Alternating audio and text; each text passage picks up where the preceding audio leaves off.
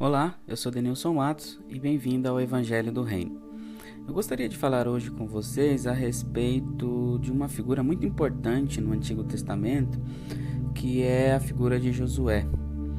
Nós sabemos acerca da história de Josué em pelo menos 3 livros do Antigo Testamento. A história de Josué pode ser encontrada no livro de Êxodo, também no livro de Números e no livro de Deuteronômio. Isso acontece porque desde a saída do povo de Israel do cativeiro do Egito, ele se tornou um auxiliar muito próximo de Moisés. Diz o texto que quando eles saem do Egito e eles estão no deserto, eles enfrentam a sua primeira luta, sua primeira peleja contra os amalequitas. E diz o texto que Moisés escolhe Josué para liderar o povo nessa batalha. Alguns chegam a dizer que pela idade de Josué, cerca de 40 anos de idade, ele possivelmente foi treinado no exército e na arte da guerra no Egito, por isso que Moisés o escolhe para ser o líder do exército do povo de Israel. Contudo, a narrativa bíblica é extraordinária porque ela nos mostra que, embora Josué fosse um especialista na arte da guerra, um grande general e conhecesse muito bem as estratégias para vencer uma guerra, diz o texto que eles estavam perdendo. E é somente quando Moisés levanta suas mãos e busca a Deus que o povo de Israel vence a sua batalha. Isso mostra claramente que não importa quão habilidoso e também quais qualidades você possa ter, se não for a presença de Deus, nada disso serve. Não são as nossas habilidades e competências que farão nós vencermos as nossas batalhas, mas simplesmente o fato de Deus estar conosco. Então eles vencem a batalha e caminham, e a história de Josué prossegue para uma relação muito mais íntima ainda com Moisés. Diz o texto que quando eles chegam no capítulo 19 de Êxodo, diante do monte, Deus faz uma aliança com o povo de Israel. E diante dessa aliança, o povo fica aterrorizado e atemorizado por causa da cena que eles encontram naquele monte. O monte está passando por transformações por causa da presença de Deus que está ali. E o povo nega-se então a falar diretamente com Deus e delega a Moisés essa tarefa. E eles chegam a dizer: Moisés, fale você com o Senhor e não nós, porque nós temos medo. Mas o texto diz em Êxodo capítulo 24, no verso 13, de que Josué sobe com Moisés ao monte para receber as tábuas da lei. Isso quer dizer que enquanto alguns estavam com medo da glória de Deus ou com medo da presença de Deus, o texto deixa claro que Josué não tinha esse medo, não tinha esse receio. Se os outros israelitas não queriam contemplar e estar próximo de Deus e da presença de Deus, diz o texto que Josué queria e estava ali com Moisés. Então, cada vez mais nós vemos um Josué que vai se mostrando um grande auxiliar. E isso também pode ser encontrado no livro de Números, capítulo 11, que diz o texto que claramente, desde a sua mocidade, o Josué se torna um auxiliar de Moisés. E em muitos outros momentos, nós vemos o Josué caminhando e próximo de Moisés também quando ele está em um dos lugares mais sagrados que se constituem no deserto, que é a tenda da congregação. Tanto em Êxodo 24:13 quanto em Êxodo 32:17 e também em Êxodo 33:11 diz o texto que todas as vezes que Moisés ia à tenda da congregação, Josué estava com ele, e quando ele ia embora, diz o texto em Êxodo 33:11, que Josué ficava na tenda da congregação. Isso é um fator importante para mostrar que, embora ele tenha a figura de Moisés como uma figura importante para delimitar e também delinear aquilo que ele entendia por liderança, uma liderança centralizada na presença de Deus, ele sabia que acima de tudo ele precisava também estar muito próximo de Deus. Então o Josué era aquele homem que buscava a Deus constantemente, e quando as outras pessoas iam embora, ele continuava na presença de Deus, porque ele amava, ele almejava sempre estar mais próximo de Deus o possível. Então esse foi certamente um período de muito aprendizado para Josué. Ele contemplou e viu muitas coisas ao lado de Moisés. Ele conseguiu enxergar e sentir bem de perto a glória de Deus, a presença de Deus. Diz o texto também que além de um grande general e líder de exército, ele também era um dos 12 espias na terra de Canaã. Isso quer dizer, segundo o texto de Números 14, em especial de Números 13, diz exatamente que foram escolhidos 12 espias para verificar a terra de Canaã, e esses espias eram necessariamente chefes de tribo. Isso mostra que Josué também tinha uma posição importante na sua tribo, na tribo de Efraim, a ponto dele ser o chefe, o cabeça, o representante direto nesse momento especial, nesse momento importante da trajetória de Israel. E o que é mais importante ressaltar é que dentre os espias, somente Josué e Calebe foram aqueles que, mesmo diante dos seus olhares, mesmo diante de uma visão comprometedora e desafiadora, ou seja, a terra era muito boa, mas também era de difícil acesso, e também eles tinham que lutar bastante para vencer os homens daquele lugar. Os outros 10 espias questionaram e não viram uma solução.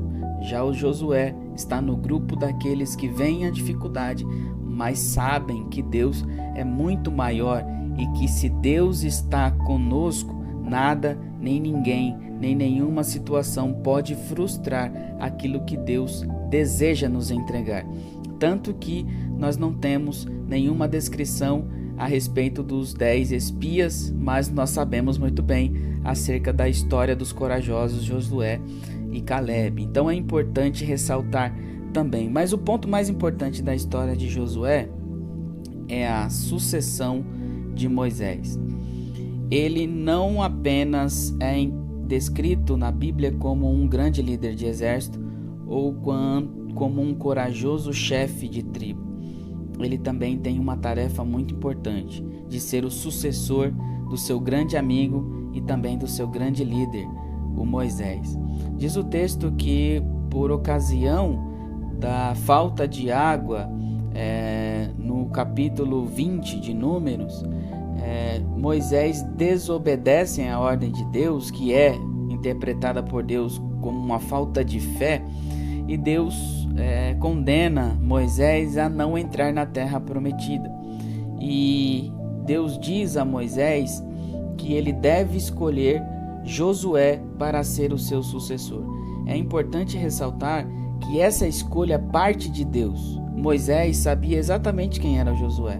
Sabia que ele era um homem leal e um homem piedoso, e também um homem que confiava e que era amante da glória de Deus. Mas em nenhum momento, como aparece em Números 27, Moisés cita o nome de Josué como seu possível sucessor, porque Moisés achava, ou talvez tinha a compreensão, de que Josué era apenas um líder de tribo, um cabeça de tribo. Mal sabia ele que Deus já havia escolhido Josué para ser o líder do povo.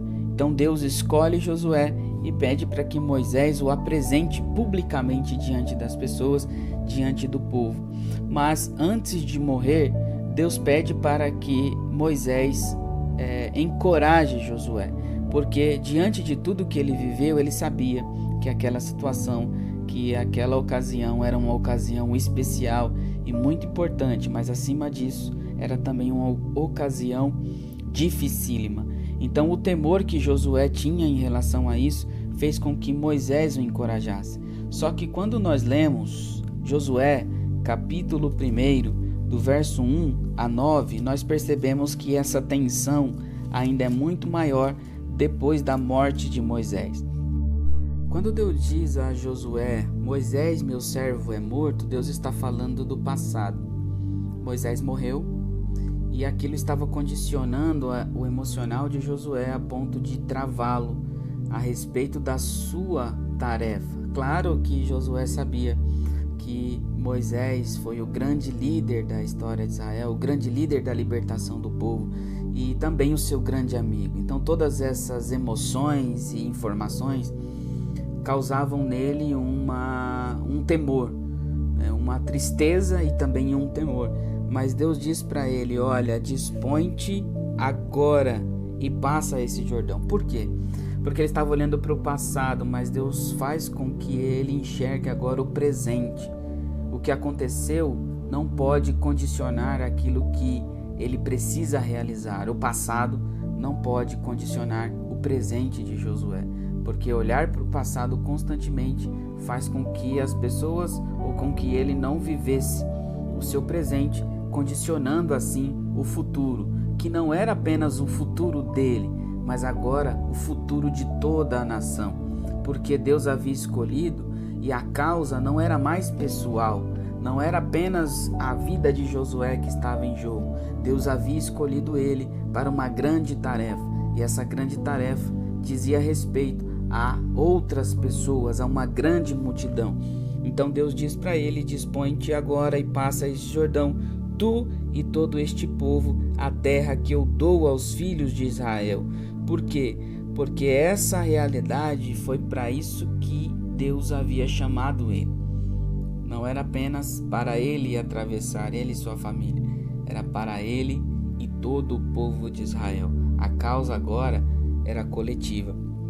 Tão somente ser muito forte e corajoso, para teres cuidado de fazer segundo toda a lei que meu servo Moisés te ordenou. Dela não te desvie nem para a direita nem para a esquerda, para que sejas bem-sucedido por onde quer que andares. Não te mandei eu ser forte e corajoso?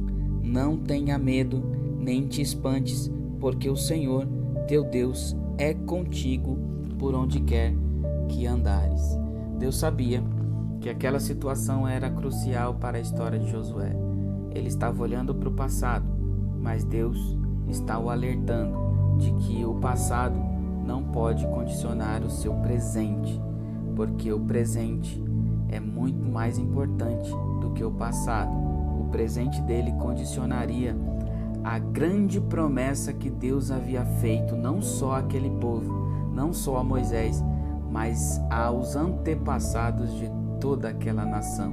A tarefa de Josué era grande e Deus diz: olha, seja forte e corajoso, porque o resto pode deixar que eu faço. A minha presença estará com você e o seu presente será grandioso, assim como o seu futuro, e a sua história será grandiosa. Apenas seja forte e corajoso, porque eu serei contigo. Amém.